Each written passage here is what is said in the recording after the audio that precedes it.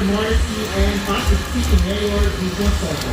And as we count to 10, we will formally start the initial dredging of phase 2 in 10, 9, 8, 7, 6, 5, 4, 3, 2, 1.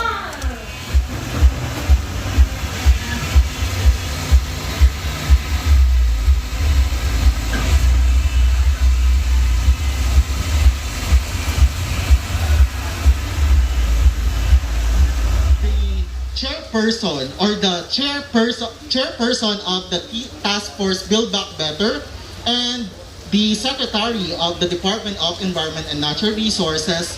Let us all welcome Secretary Roy A. Simato. A round of applause, please. Please be seated. Maraming salamat.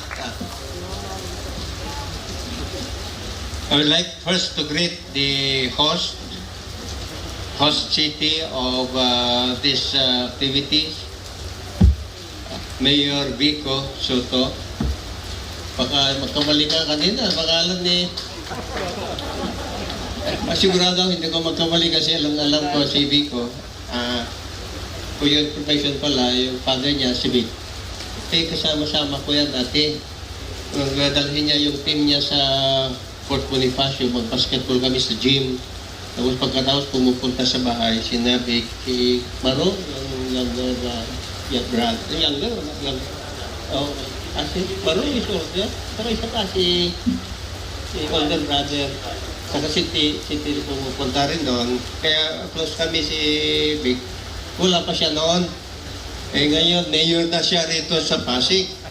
Kaya congratulations Vic for being having a son as successful as Vico. Kampisa pa lang yan, ha? Ganyan siya imagine the future of Vico. Like to thank you for hosting this one. I would like also to greet the chairman of the MMDA, Chairman Avalos. Belated happy birthday. Belated happy birthday. And of course, si Mayor Choduro of Marikina. Maraming salamat at sa kanyang mga members of your council, the Vice Mayor Andres. I did not know that Vice Mayor Andres used to be also with the military. Used to be a military doctor noon. Kasi yung father niya ay dati sa military. Pero he opted to as a doctor, as a military, he opted to be the Vice Mayor now of Marikina. And also the members of the councilors who are here. Maraming salamat sa pagsama ninyo kay Mayor. Kasi inibitahan ko si Mayor Tudoro rito para nakikita ko kasi ito yung Marikina River is one project that we will widen and deepen. And now, tapos na tayo sa Marikina, ang susunod na segment is in the Pasig side. Tapos from the Pasig side, sasalawin na ng Pasig River yan. Salamat naman tayo kay RSA, kay San Miguel, kasi siya ang mag-dredge some more about the Pasig River. Kaya mabubuo na yan, eventually. I would like also to greet Jose Carvajal, representing Secretary Villar. Members also of the barangay captains of Pasig. Ladies and gentlemen, good morning. We are here in Barangay Santolan. Nandyan, no? Tingnan ninyo sa picture yan. Yung mga maraming bahay dyan, Santolan. Ito. And I think these are, ito yata yung sinasabi ni Mayor kanina na these are settlers na they are occupying hindi yung kanilang lupa. They are not considered naman informal settlers because acknowledged na. So, formal settlers. Anyway, tignan naman ninyo yung river. Kung umagat ang tubig galing Marikina, tatamaan na ito. Kaya that explains this one, itong wall na ito, to prevent sana na pupunta yung tubig dyan. Kita ninyo itong wall na ito. para yung tubig na mag-overflow doon, pupunta rito, nababaha raw dito sa this area. Itong area nito, oh, kaya nagkakadikit-dikit sila, kailangan maayos naman. Bumaba rin ako kanina, tinignan ko lang yan, nakita ko yung daloy ng tubig, ang bilis na. Kasi ang ibig sabihin yung mabilis, para na-explain naman ni Mayor kanina, in-explain sa akin nung nagpunta ko sa Marikina, nung tapos ng Ulysses, punta ko dati sa isang barangay Provident. Ang sinabi sa akin, tumaas ng gusto yung hanggang second floor, but in 6 hours, nag-subside, bumaba rin ang tubig. Kaya, ano naman ang maaaring mangyari dito kung magluwag tayo, mag-deepen tayo, bababa ang, kung hindi natin completely prevent the flooding, we can reduce yung depth of the flooding, and at the same time, mas mabilis na mag-subside. Kung 6 hours noon, mas mabilis na mag-subside because what we are doing now. In-explain nga kanina ni Mayor Teodoro ang effect of what we have done in Marikina River. Ang sabi niya, yung bilis ng Agos, the flow rate of the river ay napabilis. So ang ibig sabihin niyan, mas mabilis ngayon bababa yung flooding yan sa may Marikina. Now, kung ituloy-tuloy natin ito hanggang doon sa may Ortigas, ay mas lalo. Kasi compare mo yung naalis na to, analo pa doon, compare mo rito ay almost 3 times. 3 times, almost 1 million ang pupuntahan eventually na maalis dito.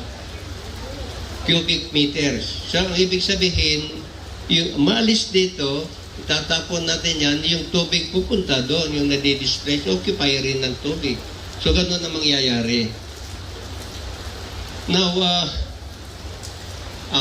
along with the Honorable Secretary Marquilla, represented by Yosek Verbal here of the DPWH, and Chairman Benhor Avalos of the FMDA, please allow me to greet Mayor Vico Soto and Mayor Teodoro and all our guests.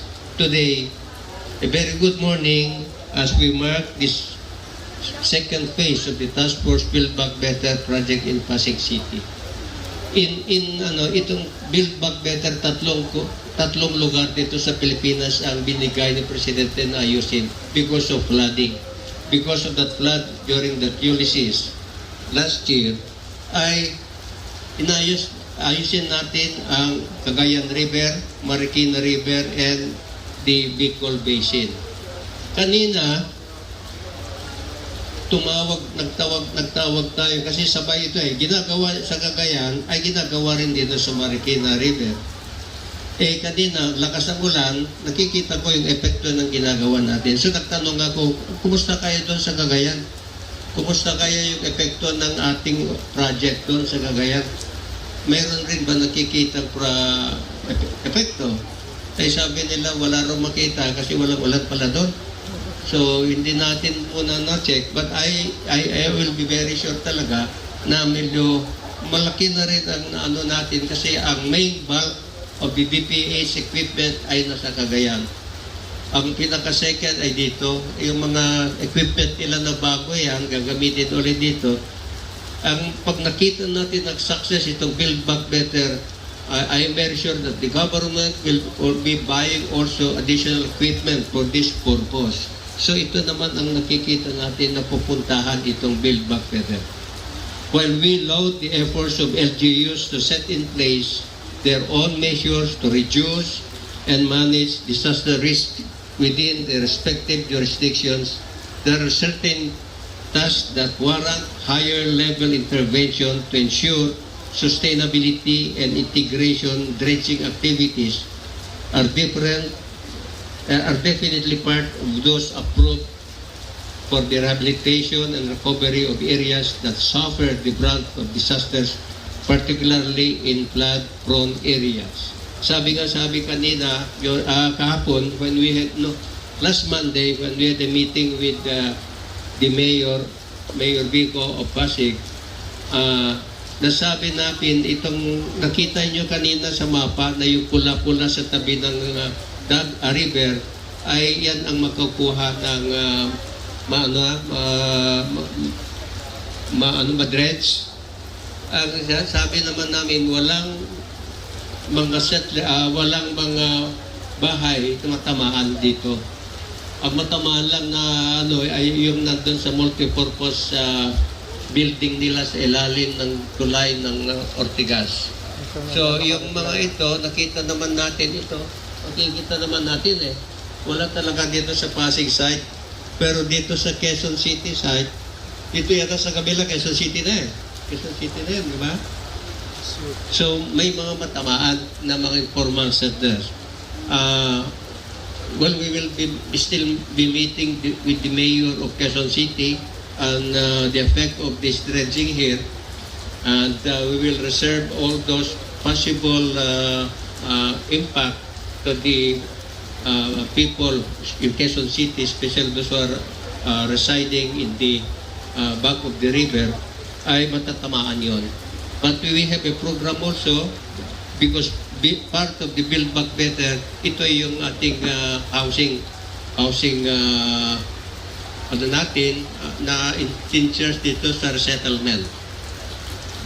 When phase 2 of this project is completed, I am confident that we can look forward to waterways restored to their original width and recovered their legal easement, resulting to safer and resilient communities against the adverse effects of climate change. But I urge everyone to help the government sustain by looking at our own practices and doing our share. Especially yung nakita natin na garbage. Ang dami namin nakokolekta doon sa Baywalk. And nasubukan na rin natin, binuksan yung Dolomite for the past 3 days. Maraming nagpuntahan doon. Nabitin lang sila because naulanan. But by October, we plan, I think that will be completed na natin sa Baywalk. Ipagpatuloy na natin yung pag-clean up ng Manila Bay from Baywalk down to the Parañaque River. And by the way, almost several days ago, we launched the construction of another treatment plant with the MFDA. That will mean that yung mga river o creek galing dyan sa may dito sa may Pasig Pasay ay maano doon, nadaan doon sa may Libertad Channel. Oo. Sa Tripa de Galinan Creek, ito na yung number 1 Yun ngayon ang gagawin natin, magpagawa na, then they will finish that treatment plant for 4 months. Small acts like this, when collectively taken, can have a tremendous and lasting impact. I reiterate, it is only when we work together that we can succeed in the building back better. I'm very happy that wala naman lumalabas dito na mga garbage. Sabi naman ni Mayor Teodoro ay hindi sa amin sa Marikina. Kumbaga galing sa taas yan, sa ibabaw pa. So, paglalagay yata siya ng ng trust curtain, prevent lang para pupunta. Malaman mo na kung nandyan siya, galing na sa taas yan. Hindi na pupunta sa inyo. So, for the people of here, Cantulan, rest assured that there will be no rito, kasi itong kalsada, ito na yung boundary natin. Beyond this is already spent. May cement kasi tayo, cement law, and this will not prevent. Pero ito, kukunin lahat ito eventually. Yung mga kahoy yata dyan. Mangga, no? Mangga. May nakatira ba? Wala na. Oo. Sa picture na meron. Now, I would like to thank Mayor ang ating time frame dito, from yung pinagumpisan doon hanggang dito, it will take probably about 2 months. About 2 months. Then from here up to Ortigas, pero ang plano namin, we will start from Ortigas papunta naman dito para maano na doon na mag-establish ng parang kampo ng mga equipment doon na sa ilalim ng Ortigas Bridge. Doon na lang. Mag-stay lang muna kami doon sa multipurpose ninyo, Mayor. So with that, maraming salamat and kikita na natin ito. This is our objective. This is the river. Ang mapapaganda rin natin ng river natin, mapapalinisan rin natin ito as we go along. So maraming salamat. Thank you very much. Once again, round of applause please for Secretary si Matthew. Again, thank you very much, sir, for your very...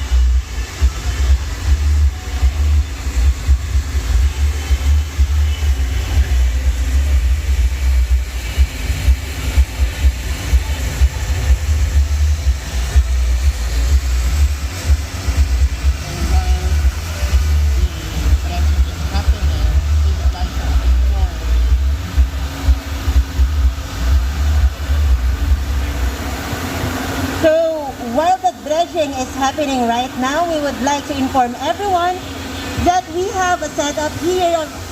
We have set up a community pantry just front. Yes. Over there, I guess. Yes, over there. You can come and visit our community pantry to get your seedlings of forest trees or fruit bearing and vegetables.